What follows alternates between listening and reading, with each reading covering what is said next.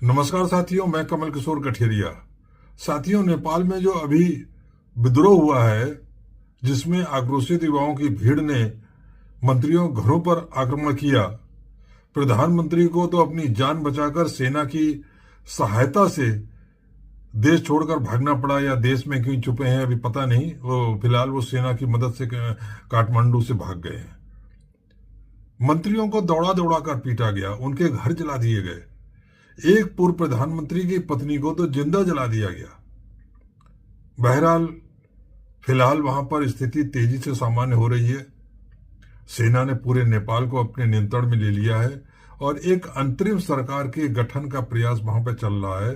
सेना, राष्ट्रपति, supreme court और विद्रोही नेताओं के बीच बातचीत चल रही है। लेकिन जब इन सारी घटनाओं को भारतीय संदर्भ में देखा जाता है और ये पहले सोचा जाता है कि वो कौन कौन से कारण हैं जिनकी वजह से ऐसे गंभीर हालात नेपाल में पैदा हुए, तो भारत के सोशल मीडिया में ये सवाल चल उठता है कि भारत के लोकतंत्र का भविष्य क्या है। क्या इन घटनाओं का हमारे लोकतंत्र पर भी असर पड़ेगा? ये सवाल पूछना इसलिए भी जरूरी है कि भारत के छोटे छोटे पड़ोसी देशों में बार बार ऐसी चिंताजनक घटनाएं घटित हो रही हैं। श्रीलंका में वहां की सरकार की आर्थिक विफलता के बाद जिस तरीके से जबरदस्त राजनीतिक अराजकता देखने को मिली, बांग्लादेश में शेख हसीना की तानाशाही के विरोध में जब वहां के युवाओं का विद्रोह हुआ और उनकी सरकार को भी वहां पर गिरा दिया गया, तख्ता पलट हो गया, और इस समय शेख हसीना भारत में शरण लिए हुए हैं। उसी तरीके का अब नेपाल में हुआ, जो कि हम सब ने देखा है। साथियों, संक्षेप में यदि इन सारी घटनाओं पर नजर डाली जाए तो नेपाल में जो विद्रोह हुआ वह 3 कारणों से हुआ। पहला तो भ्रष्टाचार, दूसरा नेपोटिज्म अर्थात भाई भतीजावाद, और तीसरा सोशल मीडिया पर सरकार के प्रतिबंध। साथियों, जहां तक भ्रष्टाचार का सवाल है तो वहां पर लोगों का कहना है कि पिछले 30 वर्षों में जितनी भी सरकारें आई वो भ्रष्टाचार पर अंकुश लगाने में असफल रहीं। उल्टे हर नई सरकार के शासनकाल में भ्रष्टाचार बढ़ा है। जहां तक नेपोटिज्म और अर्थात भाई भतीजावाद का संबंध है तो लोगों का कहना है कि शासन में बैठे मंत्री खुद तो भ्रष्ट तरीकों से धन कमा ही रहे हैं, बल्कि अपने परिवार के सदस्यों, अपने पुत्रों, नाते रिश्तेदारों को भी भ्रष्ट तरीकों से पैसा कमाने का अवसर प्रदान कर रहे हैं और उनकी तिजोरियां भर रहे हैं। मंत्री और नेताओं के बच्चे अयाशी कर रहे हैं, उनके और अधिकारियों के बच्चे विदेश में पढ़ रहे हैं और किस प्रकार वहां पर विलासिता का जीवन जी रहे हैं, उनके फोटो सोशल मीडिया में लगातार छप रहे थे। बांग्लादेश में भी यही था। प्रधानमंत्री के खुद के बच्चे विदेश में पढ़ रहे थे। और इन सभी देशों में, बांग्लादेश हो या नेपाल हो, वहां पर जितने भी मंत्री हैं या बड़े लोग हैं, उनका सबका विदेश में इन्वेस्टमेंट है, वहां की कंपनियों में इन्वेस्टमेंट है। अब पैसा तो देश में कमाते हैं, उसको बाहर निवेश कर देते हैं। तो इस प्रकार जो हालात नेपाल, बांग्लादेश और लंका में देखे गए, प्रश्न उठता है कि क्या वो हालात हमारे देश में नहीं बन रहे हैं? हमारे देश में भी कॉम्पिटिटिव एग्जाम देकर बच्चे आते हैं लेकिन पेपर लीक हो जाता है। बच्चे एग्जाम पास कर लेते हैं तो 2-2, 3-3 साल तक उन्हें कॉल लेटर नहीं मिलता है। नौकरियों के लिए तो हाहाकार मचा हुआ है पूरे देश में। विदेश नीति भगवान भरोसे है। निर्यात एक तरीके से ठप है और निर्यातक जो है माई बाप करते हुए चिल्ला रहे हैं। ट्रंप ने जो 50% टैरिफ लगाया उसके बाद तो हालात और खराब हैं। आयात के भरोसे एक तरीके से देश जी रहा है। महंगाई अपने चरम पर है, किसानों की स्थिति बहुत खराब है और किसानों को प्रकृति का प्रकोप भी बार बार झेलना पड़ रहा है। लोकतंत्र खतरे में, क्योंकि जितनी भी संवैधानिक संस्थाएं हैं वो या तो सरकार के दबाव में काम कर रही हैं और एक तरीके से देखा जाए तो लोकतांत्रिक प्रश्नों पर वो बदतमीजी पर उतर आती हैं। 3 पूर्व चुनाव आयुक्तों ने, जिनमें 2 चुनाव आयुक्त तो मुख्य चुनाव आयुक्त रहे हैं, उन सब ने एक संगोष्ठी में कहा है कि जो वर्तमान समय में चुनाव आयोग है वह बहुत ही गलत व्यवहार कर रहा है। चुनाव आयोग का काम सवाल पूछना नहीं है, सवाल का जवाब देना है, क्योंकि जो मतदाता सूची होती है उसका कस्टोडियन चुनाव आयोग होता है। और यदि मतदाता सूची में गलतियां हैं और किसी ने वह गलती दिखा दी तो उसको तुरंत उसके ऊपर इंक्वायरी करनी है, एफिडेविट नहीं मांगना है। सवाल आप नहीं पूछ सकते, सवाल पूछकर चुनाव आयोग खुद गलत कर रहा है। और एक तरीके से देखा जाए तो चुनाव आयोग सत्ता पक्ष की गोद में बैठा हुआ विपक्ष पर हमला कर रहा है। भारत में नेपाल की तरह ही मंत्रियों ने अपनी धन संपदा बढ़ाई है, अपने पुत्रों नाते रिश्तेदारों को भ्रष्ट तरीकों से आर्थिक तरक्की करने का मौका दिया है। यहां तक कि जो देश का गृह मंत्री अमित शाह, उनके पुत्र और वरिष्ठ मंत्री नितिन गडकरी के पुत्रों की आमदनी में पिछले वर्षों में जो उछाल आया है, जिस प्रकार उन्होंने आर्थिक प्रगति करी है, उस पर भी सवाल उठ रहे हैं कि ये आर्थिक प्रगति उन्होंने अपने पिता की कुर्सी के सहारे से की है। वही हाल न्यायपालिका का है। न्यायपालिका में भी सत्ता पक्ष अपने विचारधारा के लोगों को घुसड़ने का प्रयास कर रहा है। जस्टिस शेखर यादव का जो इलाहाबाद हाईकोर्ट में उनका मामला हम सबको मालूम है। और दूसरी ओर न्यायपालिका में भाई भतीजावाद भी बहुत जोरों का है।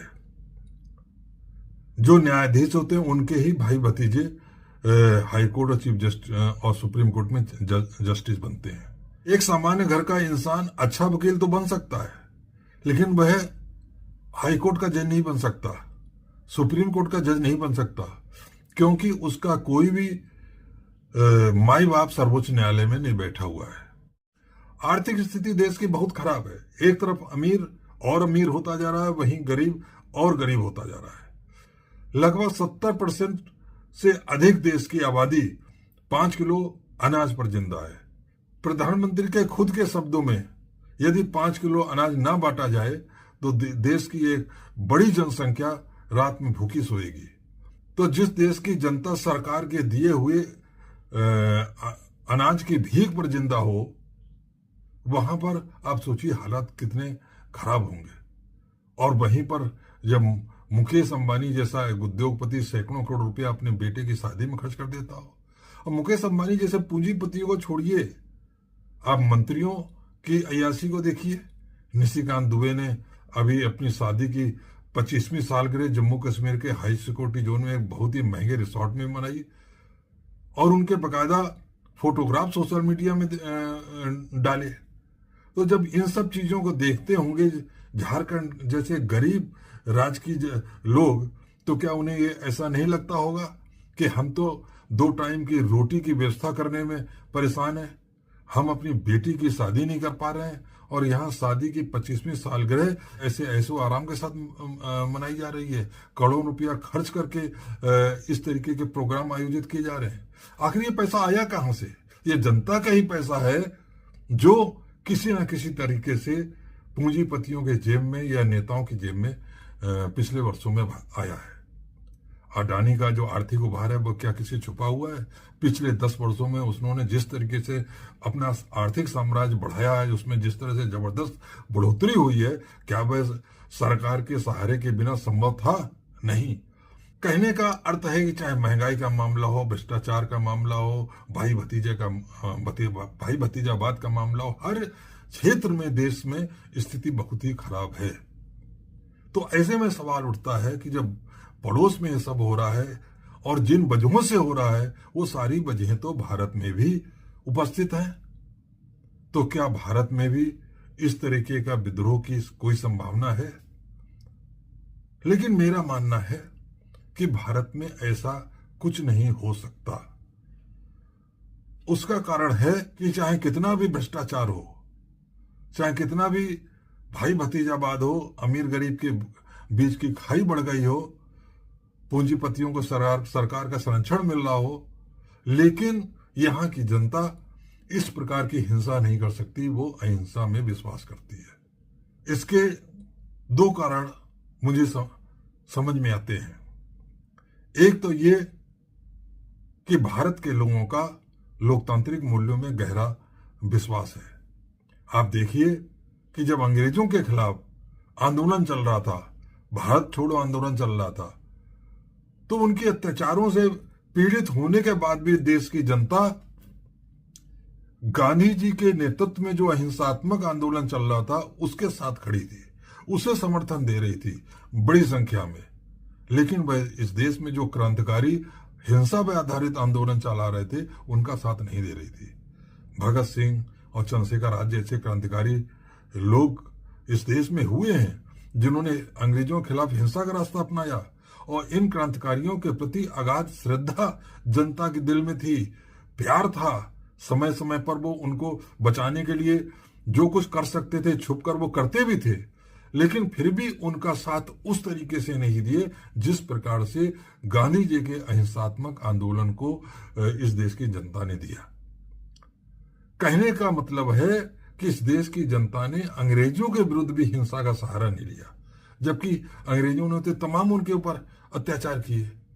दरअसल हमारे जो महापुरुष हुए हैं, तथागत बुद्ध, कबीर और गुरु नानक जैसे जो महापुरुष हुए हैं, उन सबने अहिंसा का रास्ता इस देश को दिखाया है। और जिन लोकतांत्रिक मूल्यों, मानवीय मूल्यों के प्रति प्रेम करना सिखाया, जनता आज भी उसी रास्ते पर चलने का प्रयास कर रही, उन्हीं मूल्यों को प्राथमिकता देती है।